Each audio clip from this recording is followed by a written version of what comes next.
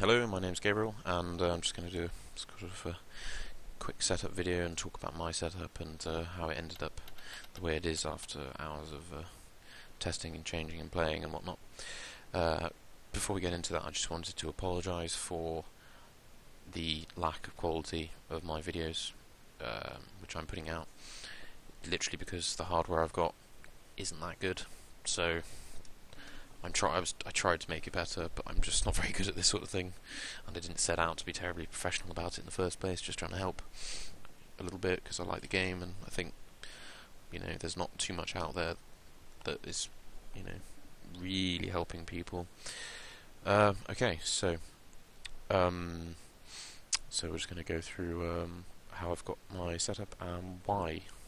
So this is with a slight rear bias because too much of any side will mean that it's easier to lock up, and if I'm going to be braking maybe too hard or quite hard on the front or the rear, I'd rather it was the rear because understeer, especially with the brakes, is much easier to control than understeer, and that's how hard it is, and that's how backwards it is. So that's the middle. There's one tick to the left. Diff, for a long time, like an idiot, it seems. No offense to people using a strong diff still, but I found that I was just so much faster to be using a slightly loose diff, and I gained so much time on cornering, and so much easier to drive, and just so much nicer. Try playing around with these ones. I found erring on the side of a low percentage. It was great, yeah, like I say, just getting great, about 3 seconds I think I gained on most stages when I went to a slightly more loose diff, so see that's about the middle, kind of around there somewhere, just a little more loose. Okay, and I found that the car came a bit too slidey, sort of, bit too chucky if I had it much looser than that. Gears, I always err on the sort of side of shorter gears. That's what the ratios look like. First and second, fairly short, and we just kind of get a bit longer as we come up through the gears, aiming for something kind of similar to real life, really. How the distance is kind of between each gear. It's longer the higher we get through the gears, and that's simple, really. This, you'll notice, is softer than the rear suspension. That's for the extra turning response, and the more weight we can put onto the front, the better we can brake and turn and all that sort of thing.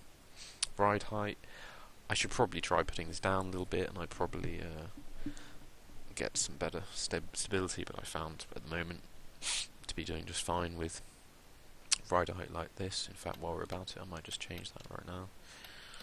But anyway, spring rates and tender thingies, dampening, all that sort of stuff. I'm too stupid to figure out any of that sort of stuff, so I've left it mostly. That one should probably be a bit more on the soft side though.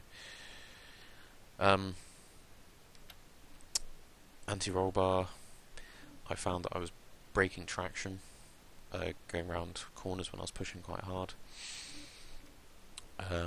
because the tyre was lifting, so I weakened it slightly, and yeah, it was just great. It felt much better. I was way less inclined to roll the car when I was sliding, quite going quite sideways or quite far, pushing quite hard around a corner.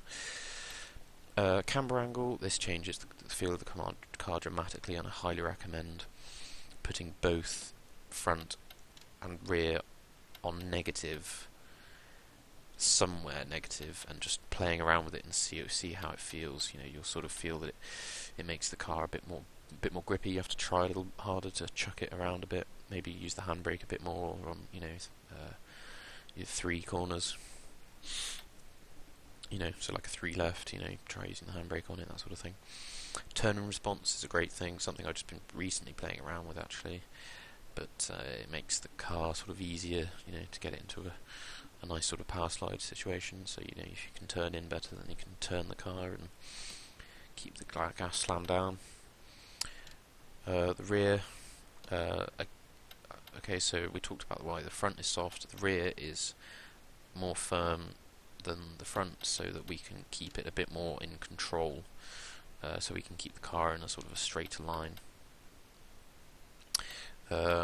This should actually be there. Don't know why it's not. So the anti-roll bar is weaker on the back, like the front.